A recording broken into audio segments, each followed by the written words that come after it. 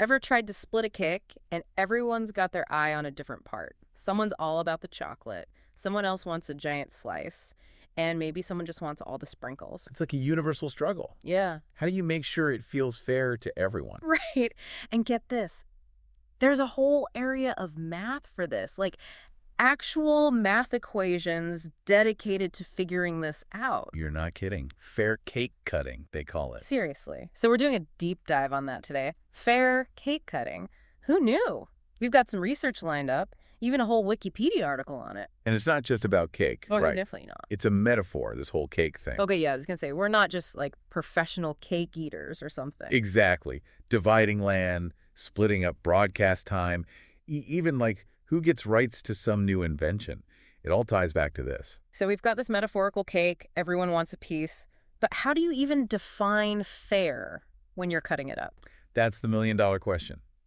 One big idea is this thing called proportionality. Proportionality, okay. Basically, imagine splitting a cake 4 ways.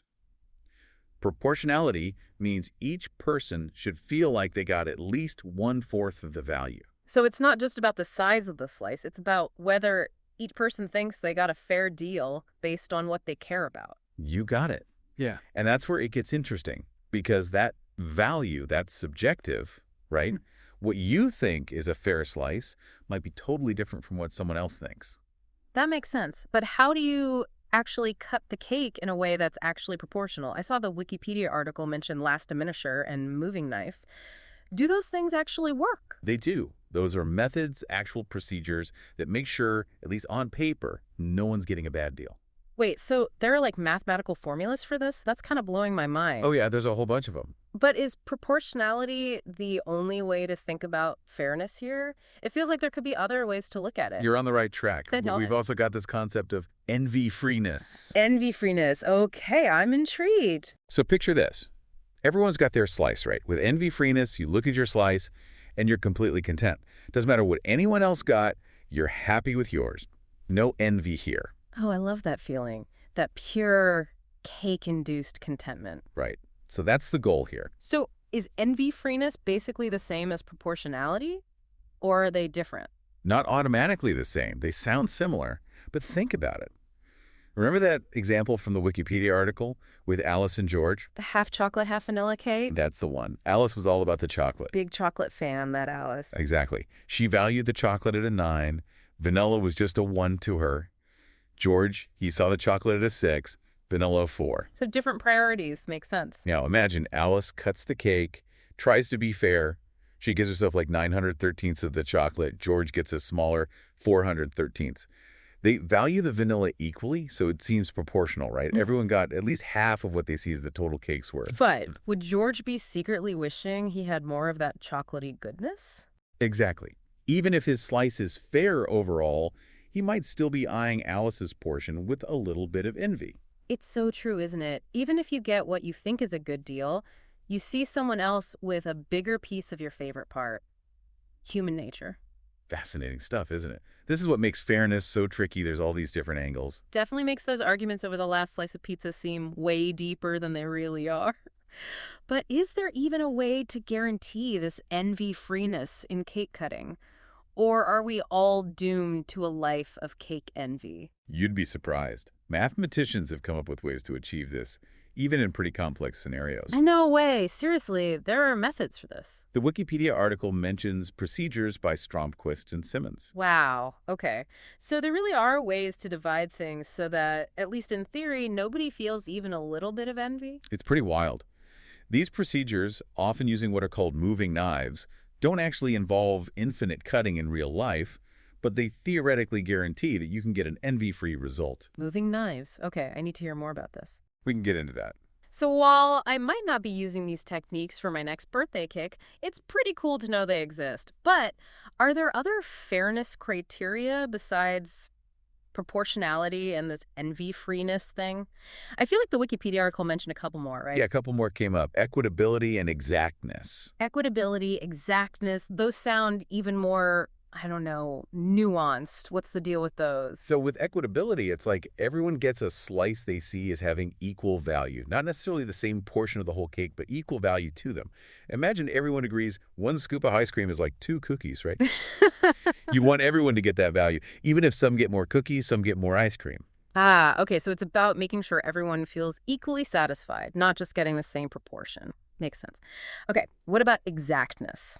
That one sounds intense. Exactness is all about precision.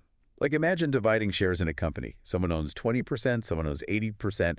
An exact division means they get exactly that much of the value, no more, no less. Wow. Yeah, that does sound way more complicated to actually pull off.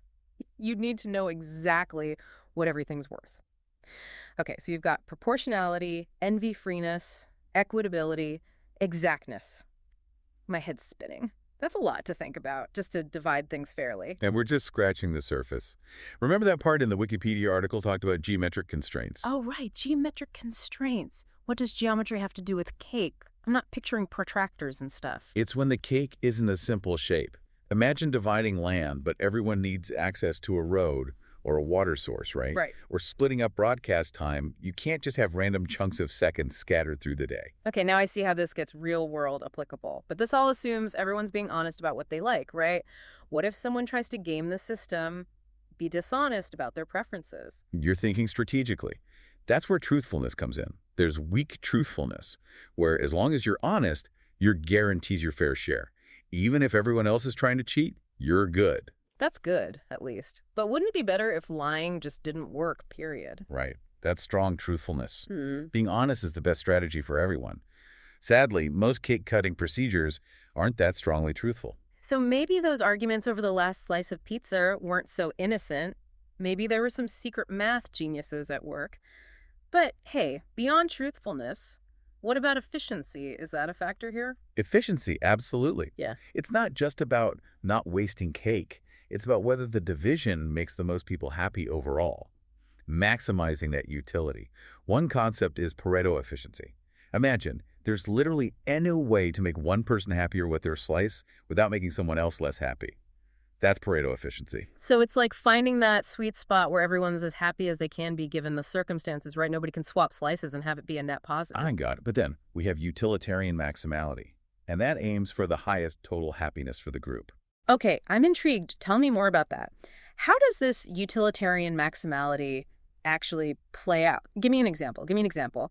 How does this utilitarian maximality thing work with our cake scenario with Alice and George? Okay, so picture that half chocolate, half vanilla cake again. Still got it. Alice, remember, she really loves her chocolate. Oh, yeah. Chocolate was like a 9 out of 10 for her. Right. And George, he was more into the vanilla, like a 6 out of 10 kind of guy. Different strokes. So with utilitarian maximality, we're trying to get the highest total happiness score. Right. You got it. Hmm. It's all about maximizing those good vibes. So in this case, the happiest outcome, it's pretty straightforward. Let me guess. Alice gets all the chocolate. You got it. She's over the moon, 9 happiness points right there. Living her best chocolate life. And George, he gets all the vanilla, scores his solid 6. Total, 15 happiness points. The highest we can get with this cake, right? Even though it seems kind of, I don't know. One-sided. Yeah, like poor George. Stuck with all the vanilla even though he'll eat it. It shows how maximizing total happiness isn't always the same as making sure everyone feels things are perfectly equal, right? Definitely highlights the whole you can't please everyone thing. But is there a way to find some middle ground between all these different types of fairness? Can we reach, like, peak cake-cutting harmony where everyone's happy, nobody's envious, it's all zen? You're asking the million-dollar question. And this is where we get to Weller's theorem, one of the coolest ideas in this whole field. Weller's theorem. Okay, lay it on me. So Weller's theorem, it says, and we're assuming people's preferences are additive here. Wait, additive, hold up. Are we like adding more cake to the mix now? Not exactly. Okay. Additive just means their enjoyment of the cake, it's based on adding up the enjoyment of each part. Like if someone likes chocolate and vanilla equally, a slice with both is twice as good as just chocolate or just vanilla. Okay, got it. So their happiness adds up. It's not like exponential or anything. Back to this Weller's theorem. Right. It basically says if we have those additive valuations, there's always a way to divide things up that's both Pareto efficient and envy-free. Hold on, back up a second. Both. we can have our cake and eat it too. That's what's so cool about it. Everyone gets a slice they're happy with. Nobody feels envious. And you can't swap things around to make anyone happier without making someone else worse off. It's like the holy grail of fair division. That's amazing. Mathematically proven, this ideal solution is out there. But how easy is it to actually find this magical, perfect division? That's what I want to know. That's the catch. It can get really tricky depending on what you're dividing and how complex those preferences are. Simple cake, easy peasy. But try dividing like an heirloom with sentimental value where everyone's got different ideas about what makes it important. That's a whole other story. Okay, so real-life cake cutting, way more complicated than just the math. But hey, at least we know it's possible, right? Absolutely. It gives us something to strive for. Knowing that perfect fairness is out there, mathematically possible, it's pretty cool. My mind is officially blown. Who knew there was so much to unpack with just dividing a cake? This was eye-opening. It's been a blast talking about it. Oh, and for everyone listening, next time you're staring down a tricky division, whether it's pizza, chores, whatever, remember, there might be a fairer, more mathematical way to do it. Think about the cake, people, and happy dividing.